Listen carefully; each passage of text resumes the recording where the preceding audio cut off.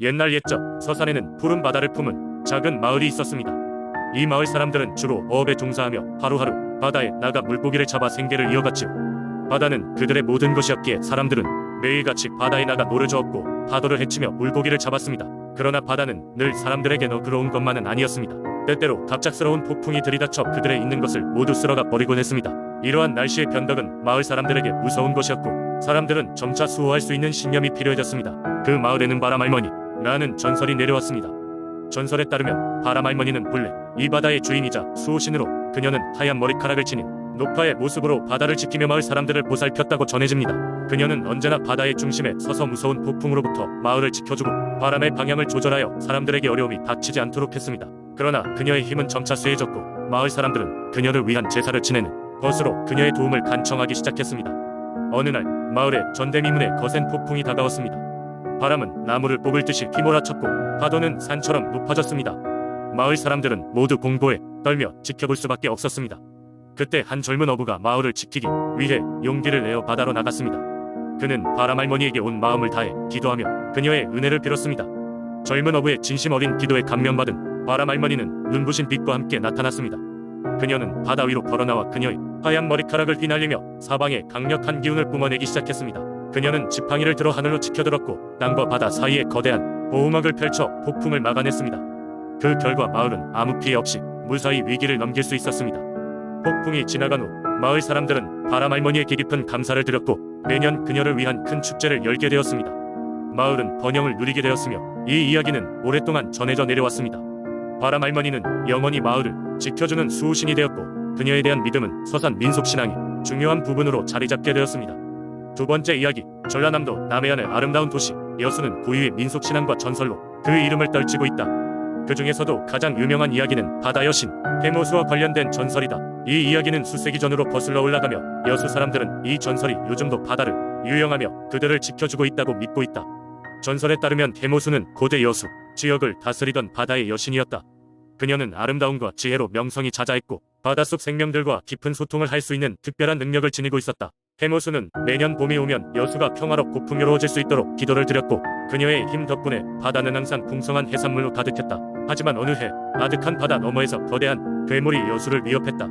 밤하늘에 울려 퍼지는 괴물의 울음소리는 이 지역의 사람들을 두려움에 떨게 만들었고 해상무역과 어업이 모두 마비될 정도로 심각한 상황이 계속되었다. 사람들은 살기 위해서 여신 해모수에게 간절히 기도하고 도움을 요청했다. 해모수는 사람들의 간청을 듣고 여수 앞바다로 나아가 그 괴물에게 맞섰다.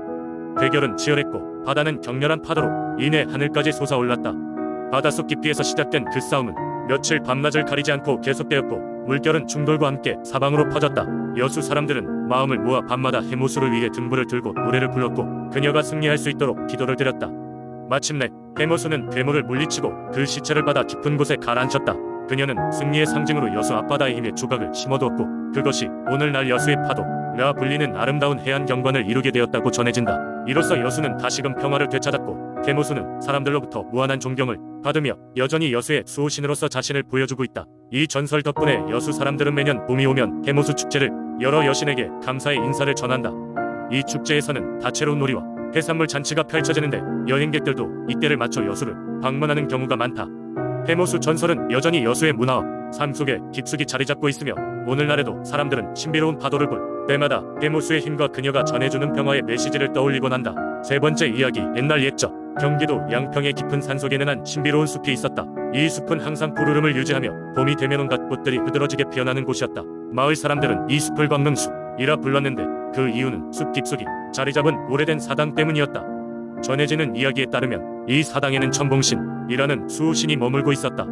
천봉신은 특정한 형체를 가지고 있는 신은 아니었지만 보통 커다란 백록의 모습으로 나타났다고 한다. 마을 사람들은 숲에서 백록을 목격하면 그 해는 풍년이 되리라 믿었고 사냥꾼들조차 백록만큼은 손대지 않았다. 그러던 어느 날 먼 마을에서 온 욕심 많은 사냥꾼이 이곳에 왔다. 그는 전설의 백록에 대한 소문을 듣고 그 가죽을 팔기 위해 숲을 탐색하기 시작했다. 그는 마을 사람들의 경고를 무시했고 오히려 그 이야기를 비웃으며 천봉신의 존재를 의심했다. 사냥꾼이 숲 깊은 곳으로 들어가자 날이 점점 어두워졌다. 그는 마침내 백록의 모습으로 나타난 천봉신을 발견했고 즉시 활을 들어 화살을 쏘았다. 하지만 화살은 백록을 벗겨나가고 백록은 숲속으로 사라졌다. 그 순간 숲 전체가 깊은 침묵에 잠겼다.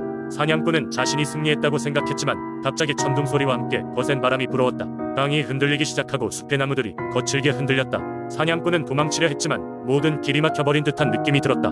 결국 사냥꾼은 천봉신의 분노를 직면하게 되었고 그는 자신이 숲에서 빠져나갈 길을 찾지 못한 채 악몽 같은 시간을 보냈다. 며칠이 지나 마침내 주민들에 의해 발견된 사냥꾼은 아무 말도 할 수 없는 상태였다. 그의 눈은 두려움으로 휩싸였고 그는 아무런 기억도 나지 않는 듯 보였다. 이 사건 이후 마을 사람들은 더욱더 숲을 정성스럽게 가꾸고 신에게 감사의 제사를 지내기 시작했다. 천봉신의 이야기는 아이들에게 교훈으로 전해지며 자연과 함께 살아가는 방법에 대해 가르쳐주고 있었다. 그리고 숲은 다시 평온을 되찾아 아름다운 전설과 함께 조용히 사람들과 공존하게 된다. 네 번째 이야기 후엔 옛날 지금의 대구 지역에는 작은 마을이 있었다. 이 마을 사람들은 팔공산 아래에서 농사를 지으며 평화롭게 살았다. 팔공산은 언제나 푸르고 고요해서 사람들은 신령한 존재가 산다고 믿었다. 마을 어귀에는 큰 나무가 있었고 그 나무 아래에서 마을 사람들은 종종 모여 이야기를 나누곤 했다. 어느 날 마을에 새로운 전설이 돌기 시작했다. 그것은 바로 팔공산 깊숙한 곳에 황금돼지가 살고 있다는 이야기였다. 이 황금돼지는 금으로 된 털을 가지고 있었으며 이를 본 사람은 엄청난 행운을 얻게 된다고 했다. 이 이야기는 순식간에 마을 전역으로 퍼졌고 사람들은 너도 나도 산속을 탐험하려 했다. 그러나 팔공산은 험난하고 길을 잃기 쉬운 곳이었기 때문에 마을 어르신들은 산을 오르는 것을 금지했다. 그럼에도 불구하고 일부 젊은이들은 호기심을 이기지 못하고 산을 오르기 시작했다. 그들 중 몇몇은 돌아올 수 있었지만 몇 사람은 끝내 소식을 들을 수 없었다.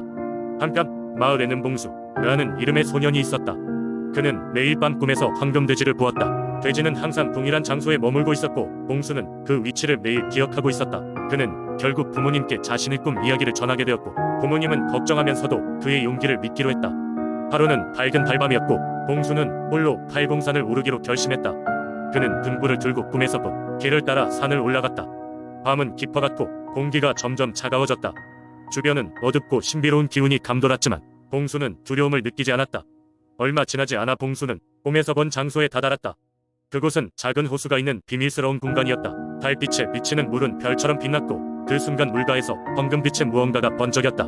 그곳에는 진짜로 황금돼지가 있었다. 봉수는 숨을 죽이고 그 광경을 지켜보았다. 주 황금돼지는 봉수를 보더니 천천히 다가왔다. 돼지는 말을 못했지만 그 눈빛은 마치 여기까지 와줘서 고맙다 라는 메시지를 전하는 듯했다. 봉수는 돼지를 손으로 어루만졌고 그 순간 돼지는 모습을 감추듯 사라져버렸다. 산을 내려온 이후 마을 사람들은 믿기 힘든 일이 일어나는 것을 목격했다. 농작물은 풍성해지고 마을에는 평화와 번영이 찾아왔다. 사람들은 이를 봉수가 황금돼지를 만났기 때문이라고 믿기 시작했다. 봉수는 이후에도 가끔 꿈에서 황금돼지를 만나곤 했고 그때마다 그의 마음은 따뜻해졌다. 이 이야기는 대구 지역의 전설로 남았고 사람들은 아직도 팔공산을 오를 때면 옛날 이야기를 떠올리며 황금돼지를 찾고는 한다. 그때처럼 용기와 희망을 잃지 않기를 바라며 봉수의 이야기는 많은 이들에게 신앙과 희망을 불러일으킨다. 다섯 번째 이야기 옛날 옛적 목포는 바다와 산이 어우러진 작고 평화로운 어촌 마을이었습니다. 마을 사람들은 바다에서 물고기를 잡고 산에서 나무를 베어 생활하였습니다. 하지만 그 평화로움 이면에는 두려운 존재가 있었으니 바로 용왕이었습니다. 용왕은 바다 깊은 곳에 살며 인간들의 생활을 은밀히 지켜보았습니다. 마을 사람들은 용왕의 분노를 사지 않기 위해 매년 바닷가에서 제사를 지내며 용왕을 달래곤 했습니다. 그 해는 유난히도 파도가 거세고 폭풍이 심하여 많은 어부들이 목숨을 잃었습니다. 사람들은 용왕을 충분히 기쁘게 하지 못했다고 생각했습니다. 마을에는 한 고아가 살고 있었는데 그의 이름은 혜진이었습니다. 부모를 잃고 고아가 된 혜진은 항상 마을 사람들에게 낚시는 물론 제사 준비도 도왔습니다. 그는 바다를 사랑했으며 어부들이라는 직업에 대한 자부심을 품고 있었습니다. 혜진은 용왕에게 직접 찾아가 마을을 구하겠다고 결심했습니다. 혜진은 홀로 용왕을 만나러 간다는 것이 얼마나 위험한 일인지 알았지만 마을 사람들이 더 이상 고통받지 않게 하기 위해 마음을 굳혔습니다. 용왕을 만나기 위해 깊은 바다로 헤엄쳐갔습니다. 바닥에 도달하자 보석으로 장식된 장대한 궁전이 나타났고 혜진은 그곳으로 향했습니다. 용왕은 혜진의 진심 어린 마음을 느끼고 그에게 물었습니다. 젊은이여, 왜 나를 찾아왔느냐?